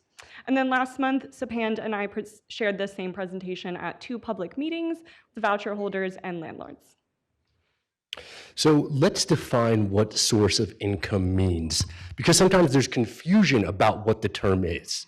And it is defined as any lawful source of income or support that provides funds to or on behalf of a renter or buyer of housing and is verifiable as to the amount, regularity, receipt, and length of time received or to be received. And on this next slide here, we have some examples of sources of income. And this is not a comprehensive list, but this ties to what some of our speakers were saying, that they receive government assistance, or they receive, they have a housing choice voucher and they're looking to redeem that voucher. So source of income comes in all types, comes in all forms, and all forms of fashion. As Sapan just discussed, source of income discrimination specifically refers to refusing to rent to an applicant because of that applicant's lawful form of income. Any of the aforementioned things Sapan just talked about are the forms of income we're trying to get anti-discrimination for tonight. And so why should these protections be considered? I mean, honestly, you are all aware that we as a city, county, and state are in the midst of an unprecedented housing crisis. Individuals are having a hard time finding places to live. What we need to do as a city, what we recommend to do as a city, is help these individuals find housing, get into housing, and get that basic need of shelter satisfied. And also, we've found out from our Housing Services Department that Tempe Housing Choice Voucher participants are finding it difficult to secure housing even though they have that HCV. And finally, this aligns with the Tempe strategic priorities that Annie mentioned on the first slide. This is going to help move us forward as a city. In our current city code, chapter 2, article 8, it states it is unlawful to discriminate based on any number of demographic things such as race, color, religion, sexual orientation, veteran status, disability status, etc. We are seeking to add a source of income to this existing ordinance. So we would simply just be adding source of income to the list in the existing ordinance. So what we would be doing, as Annie said, is updating City Code 2-606, penalties, processes, and appeals. And I just really want to focus that the whole point of this ordinance is education, because education is key. As Councilmember Hodge has told me many times, you don't know what you don't know. And that's what we're seeking to do, is educate property owners, educate them on why we need to permit people who have different sources of income to secure housing. And I want to make clear with the last speaker we had, property owners and landlords can still rely on a variety of rental prerequisites to screen potential applicants who seek to rent their property. So just because I, Sapan Dalazada, have a housing choice voucher doesn't necessarily mean that I'm going to secure housing right away. I still may need to have a strong credit history. I still may need to have a clean eviction history. I still may need to have landlord recommendations, references, and a clean criminal check. So property owners can still rely on these prerequisites. We're not taking anything like that away from them. So it's a multi-tiered process, and in your packets, we have a pretty extensive flow chart on how this will work.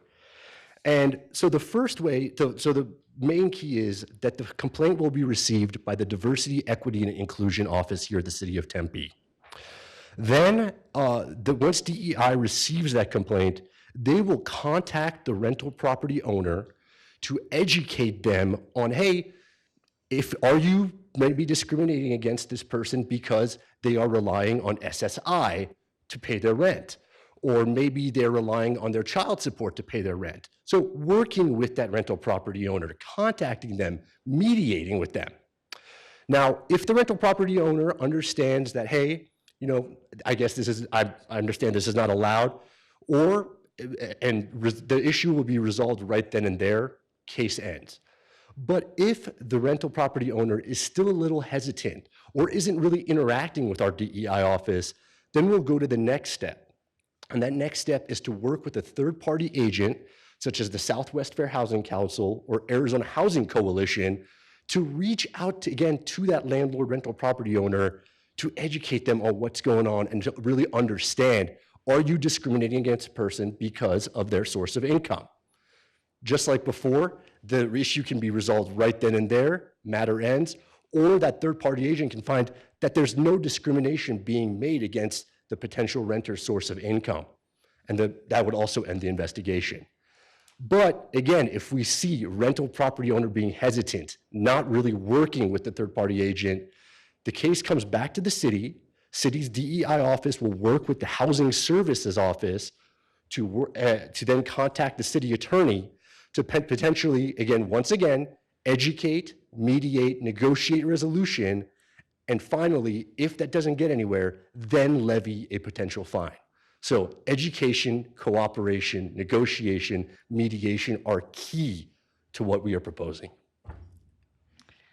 As a point of framework, we can look towards other municipalities that have already put this ordinance into effect. The City of Phoenix has an equal opportunity department, which is very similar to our diversity, equity, and inclusion office. And after they passed this ordinance this spring, they specifically have the ability to enforce protective complaints related to fair housing. Tucson is very similar as well. So we had a pretty extensive public meeting process. We had 2 public meetings that took place after. So the first step, as Annie mentioned, was it went before the Workforce Readiness Livable Communities Council Committee, June 26th. And then September 18th, we had 2 public meetings. The first was virtual via Zoom, and it was catered towards landlords and property owners. We had over 40 attendees at that meeting, and the conversation ran over an hour.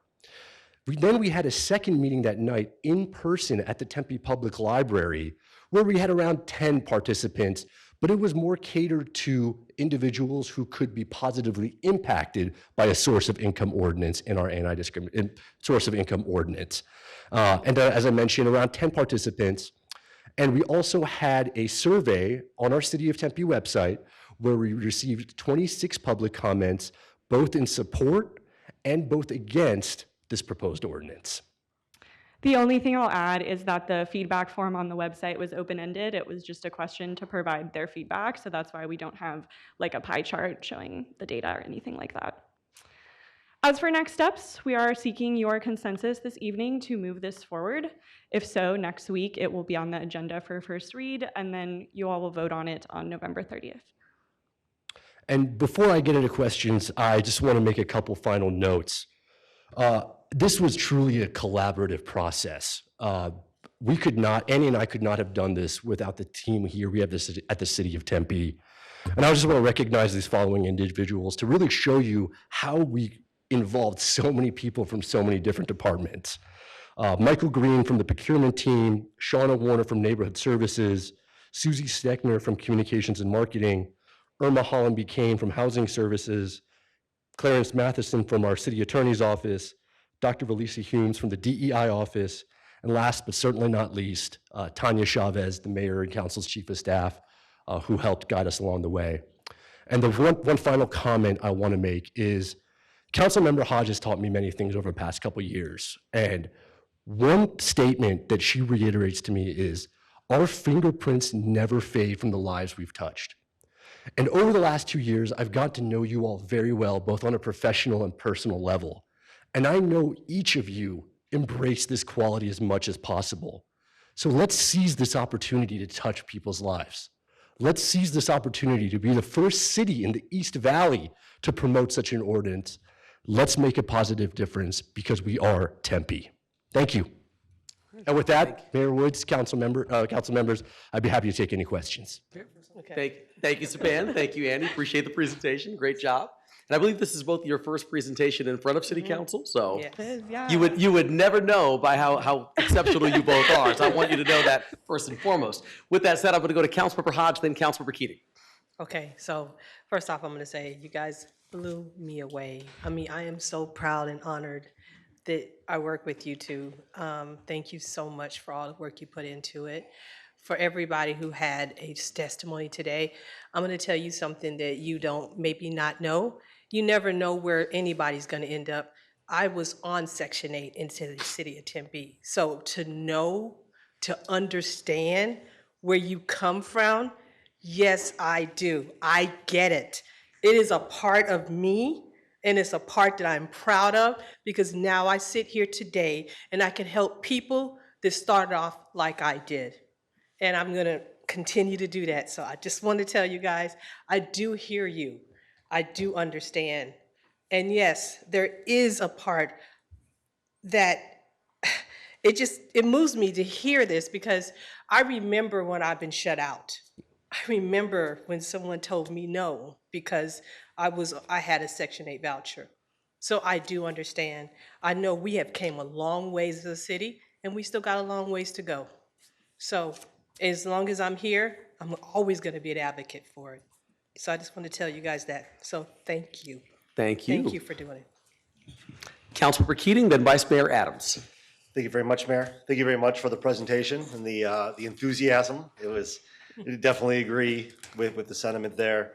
And this is an important issue. To me, this is a no-brainer, really. It's something that easily we could do to improve housing equity throughout the city. So I'm glad that, it's been a while. We started over the summer, so it's finally coming to fruition. And that's the speed of government, and I'm excited that, that we're almost there, that we're almost ready to make that impact on people's lives. One of the things that you commented on, which I think is very important, is education. Obviously, the individual that was here earlier didn't quite have an accurate idea of how it would work. So I'm not going to go by point on that, but that certainly is not the case from how it was represented. So you guys have done a great job working with the community and working with stakeholders and our team here at the city to craft what is a needed and very well put together ordinance. So I'm very pleased with it. I look forward to supporting it on November 30th when it finally comes to a vote, and get it in place and start hopefully getting some people in more secure housing. Thank you. So do I support it. Thank you. Vice Mayor Adams? Yes, thank you for this amazing presentation. I don't know how we could say no to both of you. I mean, you make it impossible, not that I would anyway, but you really did an impressive presentation. And I know I've been on your side of the area there, and I know how it's very nerve-wracking, but you guys really did a great job, so thank you for that. Also, I want to thank the members of that came tonight for sharing your stories. I think it's really important that people hear from the firsthand from people that have been affected by this and this incredible problem of housing. So my sincere thanks. As a social worker, it means so much to me that you shared your stories as a person, as a council member. So thank you so much. Also, I like that we have a lot of steps for working it out with landlords, that we're just not like throwing a hammer at them, that we're gonna, do education, mediation, whatever it takes to work it out so we can come to agreements. So that's really a powerful tool that we have in our toolbox, and I'm happy about it. I will be supporting this hands down, and thanks again to everyone. Thank you. Councilmember Navarro. Thank you, Mayor. And yes, thank you. Great presentation, great information. I think that, when people understand it, it's a fair approach as we go forward. Appreciate the speakers on both sides, just expressing their feelings and understanding of the subject. I had one question, and you have to go back to a slide on Tucson and Phoenix comparisons. You showed one in there that had the Human Relations Commission as part of the advisory? And I just want some clarity on that. Chapter 18 of their city code is just called Human Relations. I think that's what we were referencing. Oh, it looked like you had the ordinance, there it is. So Phoenix, can you explain this again? Just go through this again, because I'm wondering about what the Tucson Human Relations Commission would do or part of. So if Tucson's Office of Equal Opportunity, which again is similar to our DEI office, finds that there is reasonable cause to believe that a renter has engaged in a discriminatory process with an applicant, then they can. Sorry. Then, so Mayor Woods, Councilmember Navarro, if Tucson, Tucson was the first city in Arizona to really enact such an ordinance last September. So what it is that Tucson's EOD, Equal Opportunity Office of the city manager, will investigate the claim. And this claim would also go before the Tucson Human Relations Commission as well. They'd hear it as well. But the key that I would like to impress upon you all from Tucson is that this has only gone to this process of extensive investigation with the THRC only a handful of times, because Tucson, like what we would do in Tempe, really educates landlords and really works with them to say, hey, this is not allowed, or let's resolve this matter. So it's sort of like the last, not ditch effort, but worst case scenario, it would go before the Tucson HRC. Which I'm not opposing. Yeah. I'm just saying it's intriguing. You know, I think we have our commission here that I know that I personally sat on, that this would be interesting to see that board if they were part of that, because that's exactly what the makeup of that committee is and is supposed to do, is to work for the council and the guided council, advise the council, and if there's an issue with the constituents and the citizens on these types of issues, then I think a weigh-in on that might be appropriate. So I'm just thinking, if that works, if that's something that's we can mirror, then I might be all for that. I'm just putting it out there. But at the end of the day, I like how you guys investigate. Once again, I think it's another step that Tempe is still trying to do. I think a lot of people get frustrated with us because we're not doing enough affordability, or we're not taking our approach. We are trying to take as best approaches as we can and the opportunities when we can. So I want to say kudos. Thank you for bringing this to our attention. Thank you for bringing this up in the committee.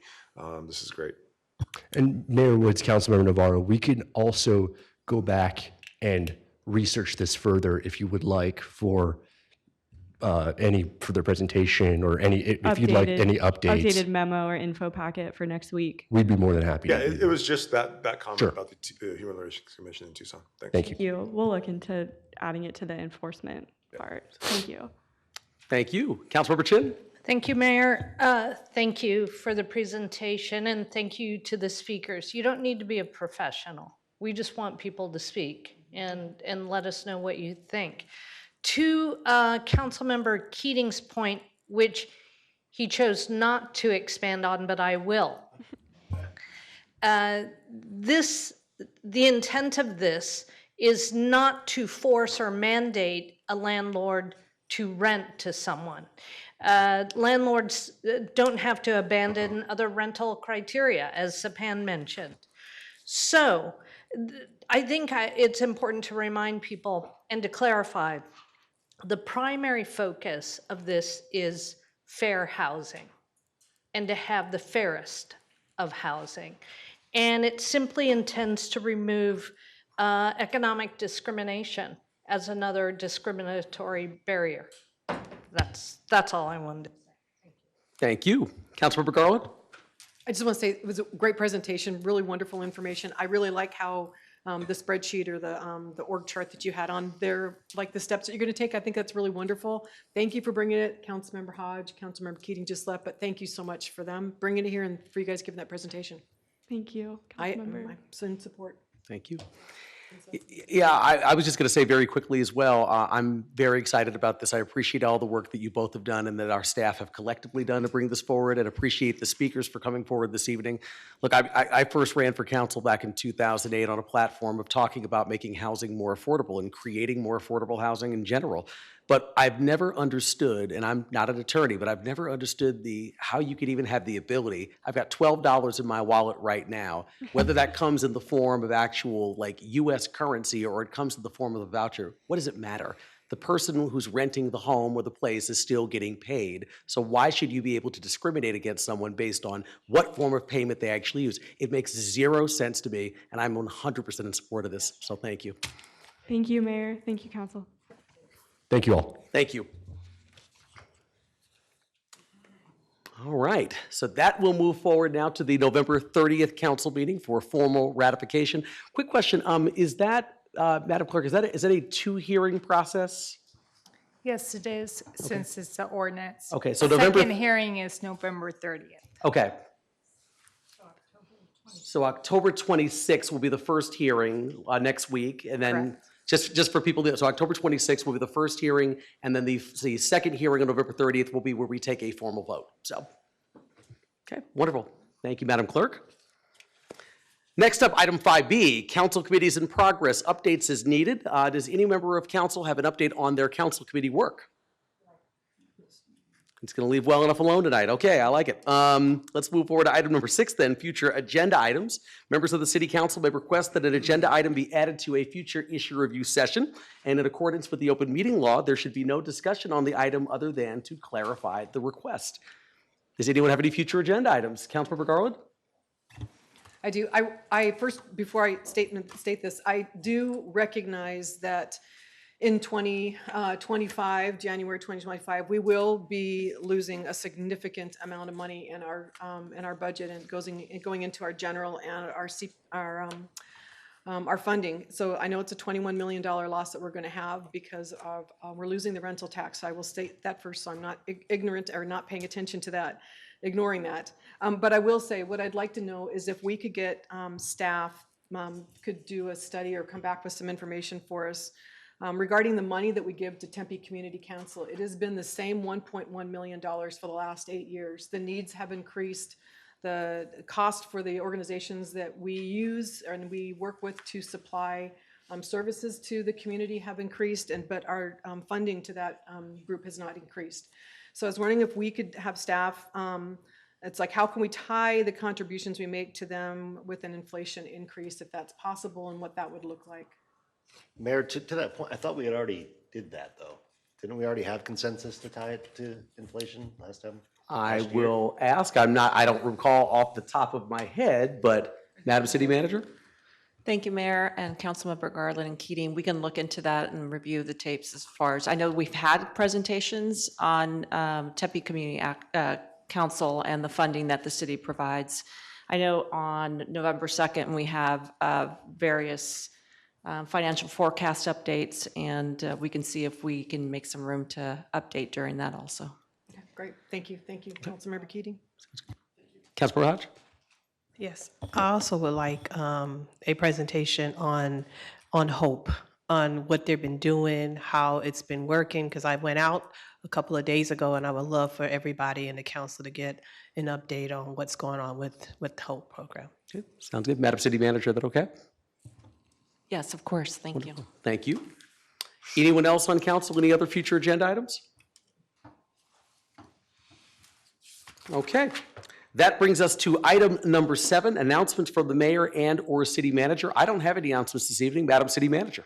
I do not either, so thank you, Mr. Mayor. Wonderful. All right, well then that takes us to item 8, the all-important adjournment.